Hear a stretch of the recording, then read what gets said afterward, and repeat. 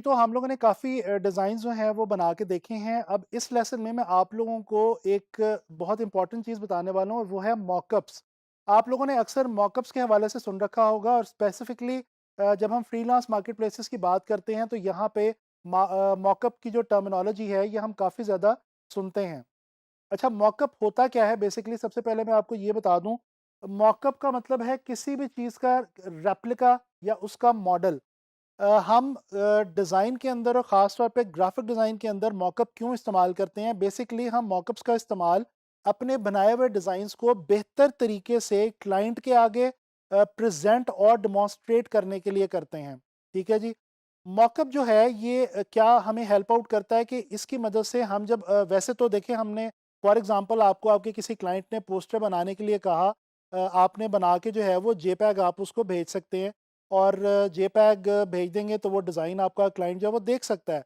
लेकिन अ, बेहतर होगा कि आप उस जेपीईजी को किसी एक ऐसे एनवायरनमेंट में एक असल फॉर्म के अंदर जिस तरह से जब वो पोस्टर डिज़ाइन हो जाएगा, डिज़ाइन होने के बाद जहाँ पे एग्ज़ीक्यूट होगा, किसी ऐसे एटमॉस्फेयर के अंदर, किसी एक ऐसे इमेज के अंदर इनकॉर्पोरेट करके क्लाइंट को सेंड करें, ताकि क्लाइंट को ये तासुर मिले कि एक्चुअली ये पोस्टर जो है ये जब बन के प्रेज़ेंट होगा, अपनी असल जगह पे लगेगा तो वहाँ पे ये किस तरह की लुक देगा।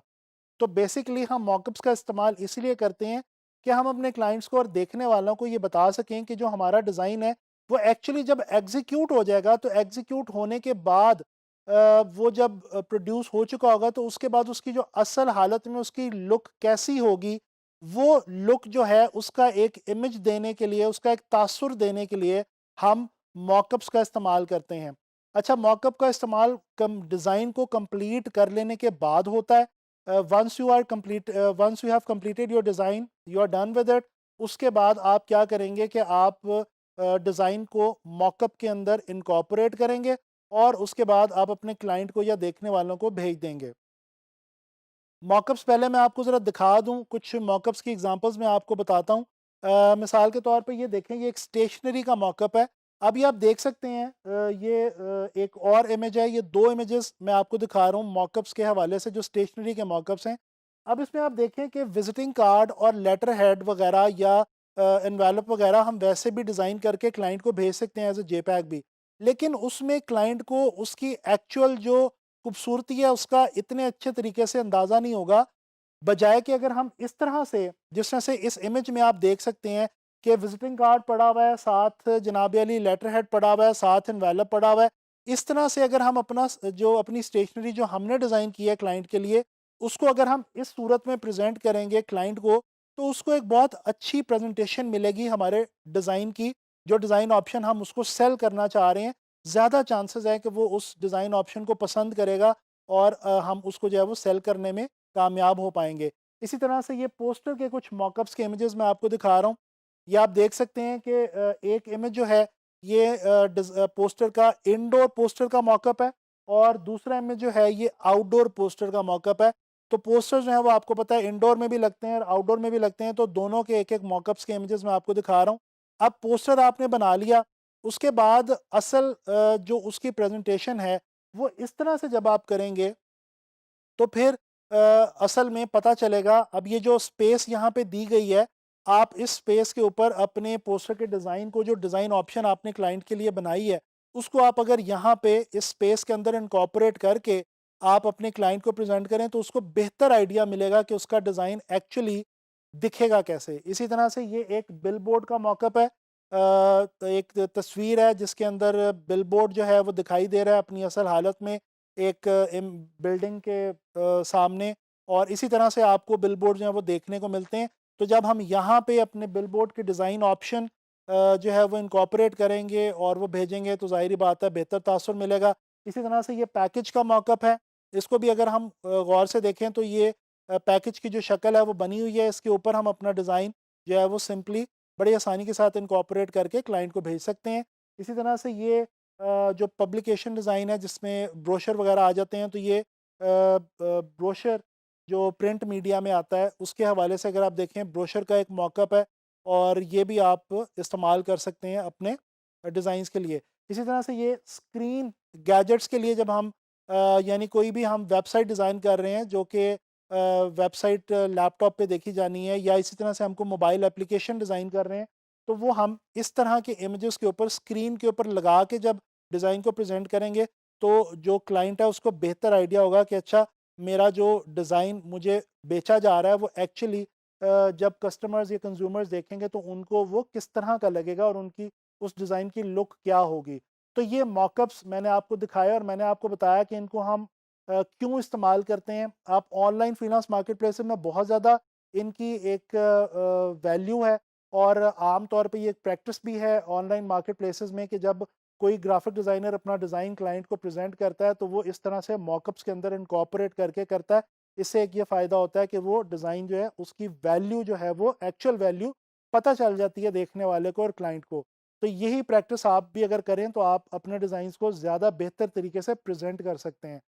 अब मैं आप लोगों के लिए एक जो हमने बिलबोर्ड का डिज़ाइन बनाया है वो हम जो है फ़ोटोशॉप के अंदर एक जो मैंने आपको अभी एक विजुअल दिखाया है बिलबोर्ड के मॉकअप के हवाले से, उसके अंदर मैं इनकॉर्पोरेट करके आपको दिखाता हूँ। बहुत ही सिंपल है, हम फ़ोटोशॉप में जाएँगे, ट्रांसफॉर्म टूल की मदद से हम इसको इनकॉर्पोरेट कर लेंगे। तो चलें मैं आपको ये मॉकअप के अंदर अपना बिलबोर्ड का डिज़ाइन जो है वो इनकॉर्पोरेट करके दिखाता हूँ। अच्छा जी, आप लोग यहाँ पे देख सकते हैं कि मैंने बिलबोर्ड के हवाले से एक मॉकअप जो है वो यहाँ पे ओपन करके रखा हुआ है। अच्छा, मैं आपको यहाँ पे इसमें अपना डिज़ाइन इनकॉर्पोरेट करने से पहले एक ये बात गाइड करता चलूँ कि 2 सूरत हाल आपके साथ हो सकती हैं जब आप कोई मॉकअप पीएसडी का डायरेक्टली डाउनलोड करते हैं। तो एक तो आपके पास यहाँ पे इस तरह से, जिस तरह से मेरे पास यहाँ पे एक जेपीईजी जो है वो एक सिंगल जो लेयर है, नॉर्मल लेयर वो मेरे पास है। इसके अलावा बाज़ औक़ात हमें यहाँ पे स्मार्ट लेयर मिलती है। स्मार्ट लेयर के अंदर इनकॉर्पोरेट करना बहुत ही आसान है। वो तो आप सिर्फ़ स्मार्ट लेयर के ऊपर डबल क्लिक करेंगे, और आपको मैं स्मार्ट लेयर के बारे में पहले भी बता चुका हूँ। हम उसके ऊपर डबल क्लिक करेंगे तो नया एक डॉक्यूमेंट ओपन हो जाएगा। एक आपके पास सिर्फ़ एक स्केल दिया होगा, उस स्केल के अंदर आपने अपना जो डिज़ाइन है उसको ट्रांसफ़ॉर्म की मदद से फिट इन कर देना है। कंट्रोल एस करेंगे, और जैसे ही कंट्रोल एस करके बंद करेंगे तो यहाँ पे ऑटोमैटिकली आपका जो बिलबोर्ड का डिज़ाइन है वो इनकॉर्पोरेट हो चुका होगा। इससे पहले मैं आपको ये कुछ वेबसाइट जो हैं ये भी बताता चलूँ कि हम ये मॉकअप्स कहाँ से डाउनलोड कर सकते हैं। ये देखिए, ये मैंने एक वेबसाइट ओपन कर रखी है pstmockups.com। इसके ऊपर आप देख सकते हैं कि यहाँ पे पैकेजिंग के मॉकअप्स भी हैं, ब्रोशर्स वगैरह के मॉकअप्स भी हैं। डिफरेंट आइटम्स के हवाले से, डिफरेंट मीडियाज़ के हवाले से हमारे पास ये देखें जो प्रेजेंटेशंस और दूसरी चीज़ें जो हैं उनके हवाले से मॉकअप्स दिए गए हैं। तो इस वेबसाइट से भी आप डाउनलोड कर सकते हैं। इसके अलावा ये एक वेबसाइट मैंने ओपन कर रखी है एक और, freebeesbug.com।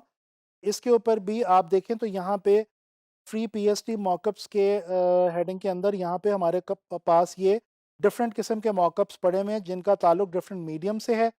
तो यहाँ से भी हम ले सकते हैं मॉकअप्स। इसके अलावा मॉकअप वर्ल्ड डॉट सी ओ के नाम से भी एक वेबसाइट है, उसके ऊपर भी आपको बड़ी आसानी से फ्री के अंदर ये कुछ मॉकअप्स डाउनलोड करने के लिए मिल जाएंगे। ये जो वेबसाइट्स हैं इनमें से कुछ, इनके ऊपर डिज़ाइंस जो हैं मॉकअप्स के वो कुछ फ्री अवेलेबल होंगे आपको, जबकि कुछ मॉकअप डिज़ाइंस आपको प्रीमियम अवेलेबल होंगे जो कि आपको परचेज़ करने पड़ेंगे। तो ये जो है वो यहाँ पे डिफरेंट वेबसाइट्स के ऊपर डिपेंड करता है और डिफरेंट डिज़ाइंस के ऊपर डिपेंड करता है।